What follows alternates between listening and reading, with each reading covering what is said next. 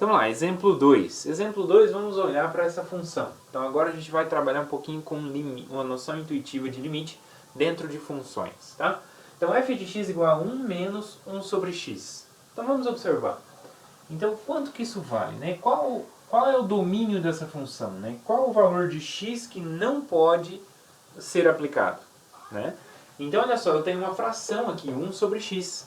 Então o x ele não pode ser zero, né? Então, devido ao primeiro mandamento da matemática, nunca dividireis por zero, tá? Então o x não pode ser zero. Então o domínio da função aqui é toda a reta menos o zero, ok? Aqui também a gente pode denotar esse conjunto aqui por R estrela, tá? Então R estrela, quando a gente põe um asterisco aqui, a gente tem então esse conjunto aqui é exatamente toda a reta tirando a origem, né, o número zero, ok? Então vamos ver como que fica os números, né? Então se eu pego x, queremos observar quanto que é o valor da f em x.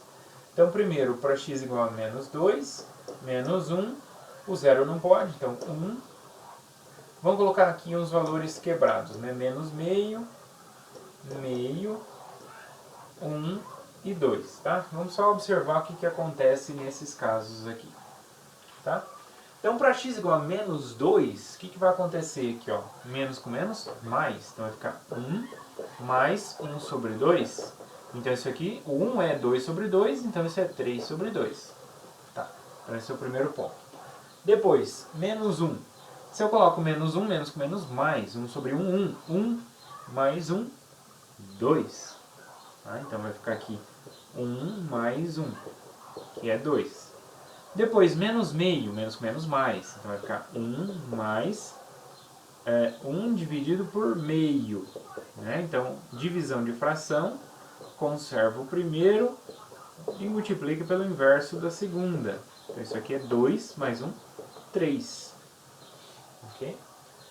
O meio aqui vai ser a mesma coisa, só que com o sinal trocado, né? Menos 1 sobre meio.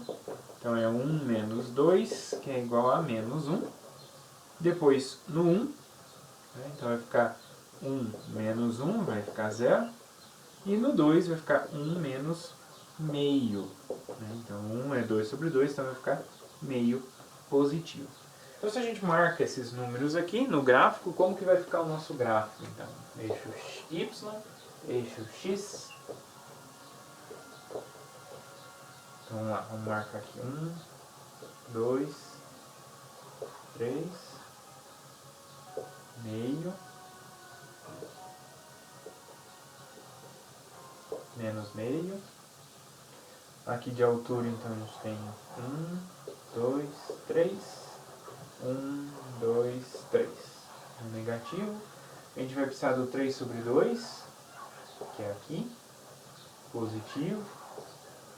A gente vai precisar do meio. Então, vamos lá. O menos 2. Então, menos 2, ele é elevado em 3 sobre 2. Então, aqui é o 1. Aqui é o 2, aqui é o 3 sobre 2. Então, vai levar nessa altura aqui. Então, este é o ponto que eu vou levar. Depois, o menos 1. O menos 1, ele vai ser levado no 2. Então, ele vai subir aqui na altura 2. Depois, no meio, no menos meio, né? Menos meio é esse aqui, menos meio. Ele vai ser levado no 3.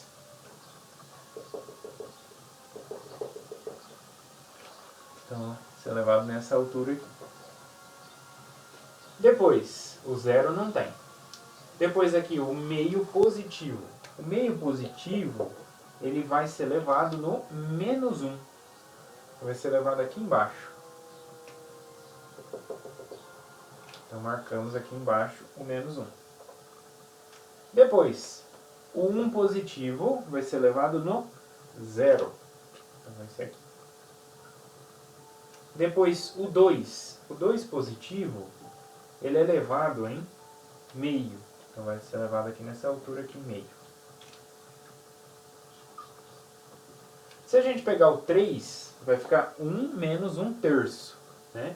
Então, 1 menos 1/3 vai ficar 2/3. Né? Então, 2/3 vai ser próximo, quase aí no 1. Né? Então, o 3 vai vir aqui, em cima, quase no 1. Um pouquinho mais para cima do meio. 4 vai ficar 1 menos 1/4. Então, vai ficar 3 sobre 4. 3/4. 3/4 é quase no 1, um pouquinho maior para cima assim. Então note que à medida que a gente vai ficando 1 sobre n, né, vai ficar n menos 1 sobre n. Então isso nunca chega no 1, né, igual nas sequências. Né? Nunca chega no 1. Se a gente pegar 5, vai ficar 4/5. Se a gente pegar 6, vai ficar 5/6 e assim por diante. Ok? Observando aqui. Então, e à medida que eu pego um número cada vez menorzinho aqui, né, cada vez menor, por exemplo, 1/3. Se eu pego 1/3, aqui 1/3 vai subir para cima, vai ficar 3. Vai ficar 1 menos 3, vai ficar menos 2.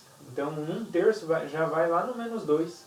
Então à medida que eu vou me aproximando aqui de 0, o meu gráfico vai indo cada vez mais lá para baixo. Então ele vai fazer algo desse tipo aqui assim, ó. Né? E nunca chega aqui na altura 1. Tá? Nunca chega. Ele sempre vai fazer algo desse tipo aqui assim. E vai seguir cada vez mais próximo aqui da altura 1. E a mesma coisa aqui desse lado. Se a gente pegar menos 3, né? Se eu pegar menos 3, vai ficar menos com menos mais 1/3.